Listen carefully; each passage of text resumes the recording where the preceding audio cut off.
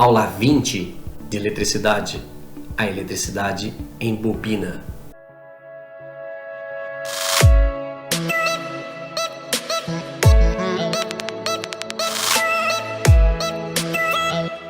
Você sabe tudo já que lê jornais. E mesmo se você não os lê, você sabe que um condutor, quando é percorrido por uma corrente, gera um campo magnético, tal como a bússola tende a se colocar perpendicularmente ao fio, e nesse sentido aqui, se não me falha a memória. Para saber isso com exatidão, vamos pedir ao Sr. Ampère que se deite sobre o fio, de forma que a corrente lhe passe pelo pé. Pobrezinho. Temos assim um campo magnético percorrer de sua direita em direção à sua esquerda. Obrigado, Sr. Ampère. Mas, já que uma corrente gera um campo magnético, nossos senhores diziam que, reciprocamente, podíamos esperar que um campo magnético convenientemente disposto ao redor de um fio gerasse uma corrente. Mas, bem, isso não funciona. Ou melhor, sim, isso funcionou, mas somente quando aproximávamos ou afastávamos o campo magnético do fio. Então, antes de continuar, é preciso que tudo isso esteja bem claro. Uma corrente cria um campo magnético, mas um campo magnético não cria corrente, exceto quando ele começa a variar. Dizemos então que há uma corrente induzida.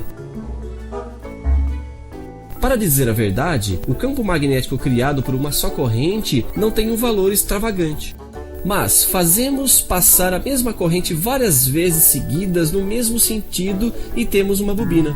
Essa bobina, quando percorrida por uma corrente, vai criar um campo magnético. Uma variação de campo magnético nos arredores dessa bobina vai criar uma corrente induzida.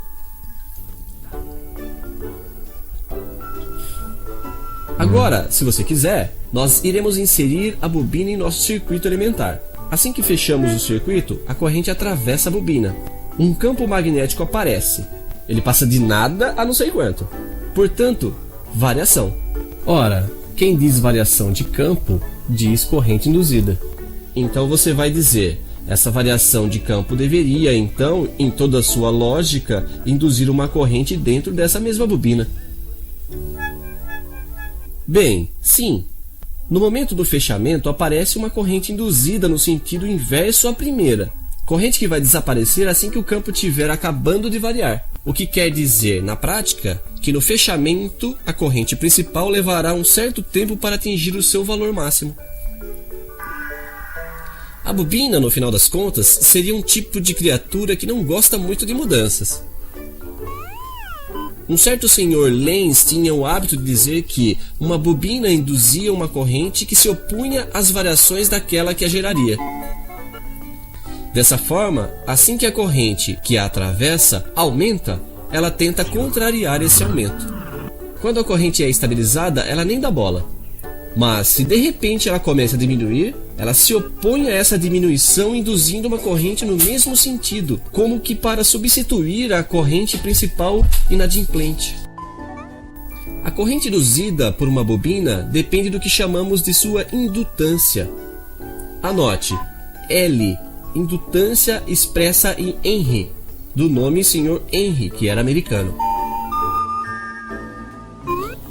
A indutância da bobina depende principalmente, e você terá dúvidas, do número de espiras, mas de várias outras coisas também, como o seu comprimento e o tipo de núcleo sobre o qual ela é enrolada.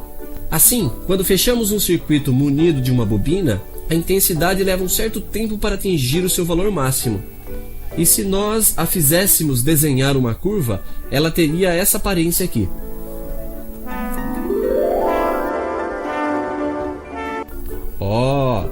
Já que a bobina é capaz de induzir, de fabricar uma contracorrente, isso significa que nesse momento ela se comporta como um gerador.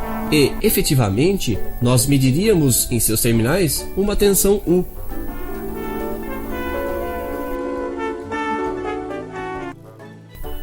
Que desaparece, certamente, assim que a corrente principal é restabelecida.